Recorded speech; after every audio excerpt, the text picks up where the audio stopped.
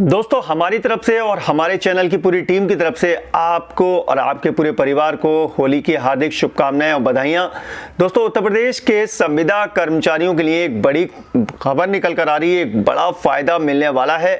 दोस्तों यहां पर आपको पूरे डिटेल से बताने वाला हूं कि भाई किन संविदा कर्मचारियों को मिलने वाला फायदा। बहुत सारे लोग हमारे साथ जुड़े हुए हैं भाई, चाहे वो होमगार्ड जवान हो, पीआईडी जवान हो, आंगनवाड़ी हो, आशा हो, शिक्षा मित्र हो, वो भी मुझसे पूछ रहे थे कि सर क्या इसका फायदा हमें मिलने वाला है या नहीं, वेतन समिति संतुष्टि का लाभ हमें मिलेगा या नहीं मिलेगा, पूरा आप हमें बताइए। तो दोस्तों ये जो वीडियो है वह पूरा डिटेल से आपको समझाऊंगा इस वीडियो में, और आदेश की कॉपी जो शासनादेश जारी किया गया है सरकार की तरफ से, वो शासनादेश भी आपको दिखाऊंगा, बारीकी से एक एक पॉइंट समझाऊंगा। तो वीडियो बहुत इंपॉर्टेंट है, एंड तक पूरा वीडियो देखिए। और वीडियो पसंद आए तो लाइक करना मत भूलिएगा, लाइक कीजिए, शेयर कीजिए अपने दोस्तों के साथ, व्हाट्सएप, फेसबुक, टेलीग्राम से भेजिएगा, शेयर कीजिएगा। चैनल पर नए हैं तो चैनल को सब्सक्राइब करके बेल के आइकन को दबाकर ऑल पर सेट कर लीजिए, ताकि इस तरह की हर अपडेट आपको सबसे पहले मिलती रहे। दोस्तों न्यूज़पेपर ने अलग अलग तरीके से प्रकाशित किया है खबर को, आपको स्क्रीन पर मैं यहां पर फ्लैश कर देता हूं। एक न्यूज़ आपको दिख रहा होगा, विज्ञापन से भरते हुए संविदा कर्मियों को ही वेतन समिति संतुष्टि का लाभ मिलेगा। अब इसमें मामला क्या है, क्या हमारे जो होमगार्ड, पीआईडी, आंगनबाड़ी, आशा, शिक्षा मित्र और भी बहुत सारे जो संविदा कर्मचारी उनको इसका फायदा मिलेगा नहीं मिलेगा, वो भी मैं आपको पूरे डिटेल से बताऊंगा। पहले इस न्यूज़ को मैं दिखा देता हूं, उसके बाद मैं शासनादेश की तरफ आपको ले चलूंगा। तो देखिए न्यूज़ में साफ लिखा हुआ है कि भाई शासन ने वेतन समिति 2016 के तृतीय प्रतिवेदन में संविदा कर्मियों के संबंध में की गई संशोधनों पर प्रमुख मुख्य सचिव समिति द्वारा की गई संशोधनों को तत्काल प्रभाव से लागू करने का आदेश जारी कर दिया है, जिसके तहत राजकीय विभागों में संविदा पर कार्यरत उन कर्मियों को ही इसका लाभ मिलेगा जो पद के लिए निर्धारित अर्हता रखते हैं। यानी कि जिस पद पर वो कार्य कर रहे हैं उसके जो परमानेंट जो पद है उसमें जो अर्हता रखा है वही अगर संविदा कर्मचारी रखता है तो उसको इसका फायदा मिलेगा।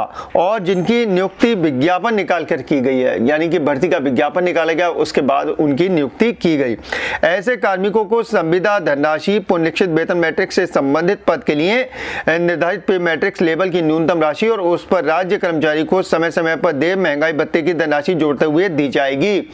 तो जो संविदा कर्मचारी को सैलरी मिलेगी, यानी कि जो संविदा राशि मिलेगी वो मिलेगी जो उस पद के बराबर जो परमानेंट पद है उसके बराबर जो न्यूनतम जो पे मैट्रिक्स लेवल है उतना, और उसके साथ डीए जोड़ने के बाद जो महंगाई भत्ता दिया जाता है अलग अलग हिसाब से, उसके हिसाब से उसको दी जाएगी संविदा कर्मचारी को। ठीक है, यहाँ पर लिखा है आगे कि इस संविदा धनराशि को देने के लिए यह सुनिश्चित किया जाएगा कि संविदा कर्मचारी द्वारा पूर्णकालिक कर्मी के लिए निर्धारित अवधि का कार्य प्रतिदिन किया गया हो, यानी कि जो पूर्णकालिक कर्मचारी है उसके बराबर वो कार्य कर रहा हो, संविदा कर्मचारी पूर्णकालिक कर्मचारी के बराबर काम कर रहा हो तो उसको इसका फायदा दिया जाएगा। ऐसा ना हो कि भाई उसके घंटे जो डिसाइड है और पूर्णकालिक कर्मचारी के कोई घंटे ही नहीं है कि वो कितनी भी देर काम कर सकता है, लेकिन संविदा कर्मचारी का अगर यहाँ पर टाइम डिसाइड है तो फिर उसको फायदा नहीं मिल पाएगा। आगे यही लिखा हुआ है, अंशकालिक कर्मियों तथा ऐसे संविदा कर्मी जिनके कार्य के लिए निर्धारित घंटे पूर्णकालिक कर्मियों से कम है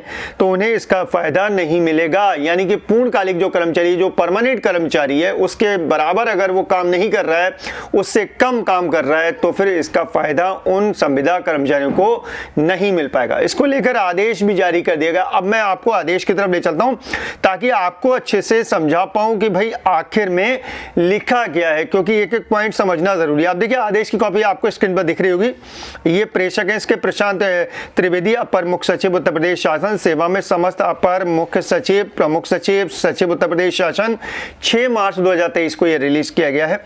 और दे रखा विषय वेतन समिति 2016 के तृतीय प्रतिवेदन भाग 4 द्वारा राजकीय विभागों के संविदा कर्मियों के संबंध में प्रदान की गई संशोधनों पर मुख्य सचिव समिति द्वारा की गई संशोधनों पर लिए गए निर्णय के संबंध में। महोदय, वेतन समिति 2016 के तृतीय प्रतिवेदन भाग 4 द्वारा राजकीय विभागों के संविदा कर्मियों के संबंध में प्रदान की गई संशोधनों पर मुख्य सचिव समिति द्वारा की गई संशोधनों पर तात्कालिक प्रभाव से निम्नवत निर्णय लिए जाते हैं। देखिए क्या क्या निर्णय लिए गए। नंबर 1 पर देखिए, राजकीय विभागों में संविदा पर नियुक्त कर्मियों की संविदा धनराशि पुनरीक्षित वेतन मैट्रिक्स में संबंधित पद के लिए निर्धारित पे मैट्रिक्स लेवल की न्यूनतम राशि, जिसमें संबंधित पे मैट्रिक्स लेवल की पहली कोष्टिका की धनराशि एवं उस पर राज्य कर्मचारी के लिए समय समय पर देय महंगाई भत्ते की धनराशि को जोड़ते हुए उन्हीं कार्मिकों को अनुमन्य कराई जाएगी जो पद हेतु निर्धारित अर्हता रखते हैं तथा जिनकी नियुक्ति पारदर्शी तरीके से विज्ञापन निकालकर निर्धारित चयन समिति प्रक्रिया के अनुसार की गई हो। ठीक है, तो विज्ञापन निकाला गया हो और सेम काम कर रहे हो, बिल्कुल एक सा काम कर रहे हो, कोई इसमें वो ना हो कि भाई आप कम काम कर रहे हैं और जो परमानेंट कर्मचारी वो ज्यादा काम कर रहा है, तो ऐसा ना हो। नंबर 2 पे देखिए, उपरोक्त अनुसार संविदा धनराशि दिए जाने हेतु यह सुनिश्चित किया जाए कि संविदा कर्मियों द्वारा पूर्णकालिक कर्मियों के लिए निर्धारित अवधि का कार्य प्रतिदिन किया जाता है। अंशकालिक कर्मी अथवा ऐसे संविदा कर्मी जिनके कार्य के लिए निर्धारित घंटे पूर्णकालिक कर्मियों से कम है, उन पर उपयुक्त व्यवस्था लागू नहीं होगी। तो क्लियर कह दिया गया है कि अगर पूर्णकालिक कर्मचारी ज्यादा देर काम कर रहा है, मान लीजिए 10 घंटे काम कर रहा है और आप संविदा कर्मचारी और आप 8 घंटे काम कर रहे हैं, आपका 8 घंटे का टाइम है, तो आपको इसका फायदा नहीं दिया जाएगा, आपको भी उसी के जैसा काम करना पड़ेगा। जो पूर्णकालिक कर्मचारी काम कर रहा है उसी के जैसे उतने ही टाइम आपको काम करना पड़ेगा। अब देखिए यहां पर नंबर 3 पर दिया हुआ है, आंगनबाड़ी, आशा बहू, रसोईया, पीआरडी, स्वयंसेवक, होमगार्ड, पंचायत अंकेक्षण समन्वयक, मनरेगा, शिक्षा मित्र, किसान मित्र, सीजनल संग्रह अमीन, सीजनल अनुसेवक, अंशकालिक कार्मिक, उद्यान विभाग, कृषि विभाग, कृषि शिक्षा विभाग के अंतर्गत सीजनल कार्य हेतु लगाए गए कार्मिक तथा केंद्र सरकार अथवा राज्य सरकार द्वारा संचालित योजनाओं में मानदेय या अन्य आधार पर रखे गए कर्मचारी आदि के लिए संविदा की धनराशि के निश्चित के लिए उपयुक्त व्यवस्था लागू नहीं होगी। तो जितने भी नाम मैंने आपको गिराए, इन पर इस रूल का कोई असर नहीं पड़ेगा, इस आदेश का कोई असर नहीं पड़ेगा, उनको पर यह लागू नहीं हो रहा है। नंबर 4 पे देखिए, यह भी निर्णय लिया गया है कि वेतनमान में सृजित पद के विरुद्ध संविदा पर कोई नियुक्ति नहीं की जाएगी। नंबर 2 पर देखिए, कृपया उपयुक्त निर्णय के क्रियान्वयन हेतु आवश्यक शासनादेश वित्त विभाग की समिति से निर्गत करने का कष्ट करें। भवदीय प्रशांत त्रिवेदी, अपर मुख्य सचिव।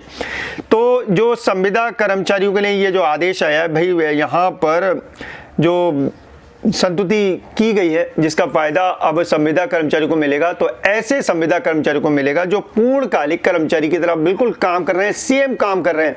यानी कि पूर्णकालिक कर्मचारी 10 घंटे काम कर रहा है तो संविदा कर्मचारी भी 10 ही घंटे काम कर रहा है। उनकी ड्यूटी अगर 12 घंटे की है तो 12 घंटे वो भी काम करेंगे। तो अगर एक तो समानता होना चाहिए, काम करने का जो टाइम है उसमें समानता होना चाहिए। दूसरी बात, उसकी जो भर्ती है वो पारदर्शी तरीके से की गई हो, विज्ञापन निकाल कर पूरा उसके बाद ही वो भर्ती की गई हो, तभी इसका फायदा संविदा कर्मचारियों को मिल पाएगा, अन्यथा नहीं मिल पाएगा। और जो नाम मैंने आपको गिनाए उन लोगों को इसका फायदा नहीं मिलेगा। क्लियर कह दिया सरकार ने। ठीक है, अब यूपी से रिलेटेड जो भी अपडेट आती है, यूपी कर्मचारी चाहे वो राज्य कर्मचारी हो चाहे संविदा कर्मचारी हो, आपका भाई विद प्रूफ सबसे पहले आपको पहुंचाने की कोशिश करता है। अब आप लोग कमेंट बॉक्स में आके बताइए कौन से पद विभाग में कौन से पद पर कार्यरत है। अपने विभाग का नाम लिखकर, अपने पद का नाम लिखकर आगे जरूर लिखिएगा यूपी न्यूज टुडे। कोई कंफ्यूजन हो तो मुझे बताइएगा, नीचे कमेंट बॉक्स में आके लिखिएगा। वीडियो कैसा लगा बताइए, वीडियो पसंद आया हो तो लाइक करके शेयर जरूर कर दें। चैनल पर नए हैं तो चैनल को सब्सक्राइब करके बेल के आइकॉन को दबाएं ताकि फ्यूचर में हमारा हर वीडियो आप तक आसानी से पहुंच सके। चलिए दोस्तों, चलता हूं, अपना ख्याल रखिए, परिवार का ख्याल रखिए, फिर मुलाकात होगी। Thank you.